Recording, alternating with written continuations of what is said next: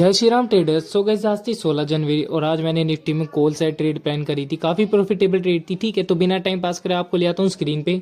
So guys ये chart है Nifty का 5 मिनट के टाइम फ्रेम पे। अगर आप मेरी डेली वीडियो एनालिसिस देखते हो और आप मेरे सब्सक्राइबर हो ना, तो आपने आज 101% प्रॉफिट कमाया होगा। ठीक है, क्योंकि मैंने कल आपको 2 लेवल्स दिए थे कि जिसके आप ऊपर आपको या फिर जिसके ब्रेकडाउन पे आपको ट्रेड लेनी ही लेनी थी। ठीक है, तो प्रीवियस वीडियो में मैंने आपको बताया था कि एक 26,700 का लेवल है। ठीक है, इसके ऊपर आप ट्रेड प्लान कर सकते हो और नीचे की साइड 25,600 था। ठीक है, तो अब ये देखो मार्केट ने आज किया क्या, पहले ये समझो।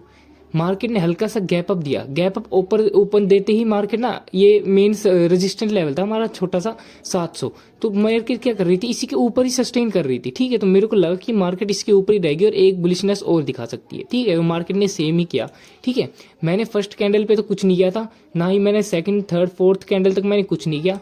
जैसी अगली कैंडल, ये वाली कैंडल ने इसका हाई ब्रेक करा ना, मार्केट का डे हाई।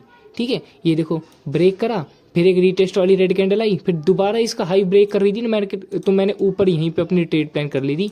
और है क्योंकि ये सिग्नल मेरे को पहले ही मिल गया था। देखो, क्योंकि मैंने आपको प्रीवियस वीडियो में बता दिया कि एक रेजिस्टेंस है 700, अगर इसके ऊपर सस्टेन करेगी ना मार्केट, तो 800 के लेवल्स आपको दिखेंगे ही दिखेंगे। और ये देखो आज सेम हुआ, मार्केट इसके ऊपर सस्टेन कर रही थी 750 के ऊपर। तो जैसे ही मैंने यहाँ पे अपनी ट्रेड प्लान करी, ट्रेड प्लान करते ही प्रॉफिट दिखना शुरू हो गया था। ठीक है, तो मैंने लगभग इसके हाई पे ट्रेड बना ली थी अपनी, और छोटा सा ऐसा लगाया था मैंने बिल्कुल इस कैंडल के लो का ही।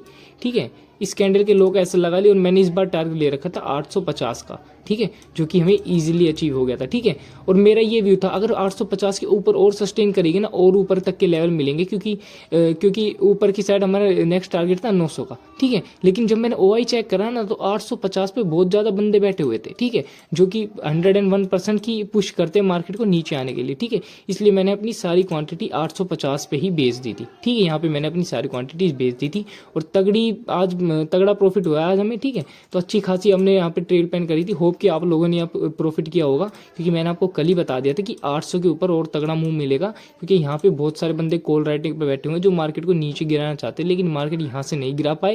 यहाँ से एक तगड़ा मूव ऊपर की साइड है और 500 से यहाँ पे फिर सेलिंग आनी शुरू हो गई। ठीक है, 850 से यहाँ से सेलिंग आनी शुरू हुई। देखो यहाँ पे कॉल वाले ट्रैप हो गए, अब यहाँ तक आई नीचे। ठीक है, फिर यहाँ पे हल्का सा पुल बैक मिला था, ये देखो एक रेजिस्टेंस लेवल था, यहाँ से थोड़ा सा पुल बैक पड़ा, फिर वो पुल बैक ऊपर सस्टेन नहीं कर पाए, फिर मार्केट नीचे आने लगी। ठीक है, उसके बाद ओवरऑल मार्केट बियरिश ही रही थी। ठीक है, और मार्केट इस बार जो क्लोजिंग हुई है, मार्केट की क्लोजिंग हुई है यहाँ पे अपने 700 के लेवल पे। ठीक है, तो दोबारा हम आपको कल की 2 दिन के बाद की एनालिसिस बताने वाले हैं कि मंडे को मार्केट में क्या होने वाला है, तो आप बने रहें वीडियो में। ठीक है, तो सबसे पहले इसको हटा देते हैं अपने 700 के लेवल को। अब बिल्कुल एक मेन चीज़ शुरू करते हैं। ठीक है, मार्केट अपने डे लो से सपोर्ट लेके बंद हुई है। ठीक है, तो सबसे हमें क्या करना है, सबसे पहले अपन ओआई चेक करेंगे। ओआई खोल लेते हैं कि मार्केट में ओआई का आपको पता ही, ओआई का यूज़ क्या है, कॉल और रेजिस्टेंस और सपोर्ट सारी चीज़ पता लग जाता है हमें। ठीक है, तो सबसे पहले हम देखते हैं कि 700 पे सबसे ज़्यादा 25,800 पे रेजिस्टेंस है हमारा, 2,07,000, 25,800 पे ये रेजिस्टेंस ऑलरेडी मार्क है। अब सपोर्ट और चेक कर लेते हैं एक बार। सपोर्ट है हमारा 25,600, हाँ 25,600 एक सपोर्ट है हमारा। ठीक है, ये देखो ये सपोर्ट ऑलरेडी हमने मार्क कर रखा है। ठीक है, तो इन चीज़ों को मैं आपको फिर से यही बात कह रहा हूँ, लेवल्स का पता रहेगा ना आपको, तो आपको ये पता रहेगा कि मार्केट इस लेवल के ऊपर जाएगी तो मैं ट्रेड लूँगा, अगर इस लेवल के नीचे जाएगी तो मैं ट्रेड लूँगा, अगर इसके बीच में कहीं रिएक्ट कर रही है तो मैं स्कैल्प के लिए प्लान कर सकता हूँ। ये फ़ायदा होता है इसका। ठीक है, तो अब सबसे पहले देखो ये हमारा सपोर्ट लेवल है 25,600, कहाँ गया मार्क, हाँ ये रहा, ये सपोर्ट लेवल है, और ये हमारा एक रेजिस्टेंस लेवल है 25,800। ठीक है, अब आपको कल क्या करना है ये और मैं बता देता हूँ 2 दिन बाद। ठीक है, सबसे पहले एक छोटा सा रेजिस्टेंस मार्क कर लेते हैं। ये देखो मार्केट ने यहाँ से 3 बार रेजिस्टेंस लिया है। ठीक है, 700 के आसपास का ये लेवल है, तो ये एज अ रेजिस्टेंस काम करेगा। दूसरा, अगर इसको एक तरीके से देखो ना, तो ये इस टाइप का पैटर्न बन रहा है। ठीक है, अब ये पैटर्न क्या दर्शाता है, अगर आपकी मार्केट फ्लैट ओपन होगी ना, मान लो यहीं पे कहीं ओपन हो गई। ठीक है, अगर नीचे की साइड ब्रेक कर रही है, ठीक है, तो नीचे की साइड ब्रेक कर रही है तो आपको पुट में नहीं जाना है, ये पुट वालों के लिए ट्रैप होगा। आप इसके ब्रेक होने पे भी आप कॉल के लिए ट्रेड प्लान कर सकते हो। ठीक है, सबसे पहली बात, मैं यहाँ पे ट्रेड क्यों लूँगा। ठीक है, इसको एक और मार्क कर दें, नीचे ये सपोर्ट भी है अपना। ठीक है, तो इस पैटर्न का ध्यान रखना।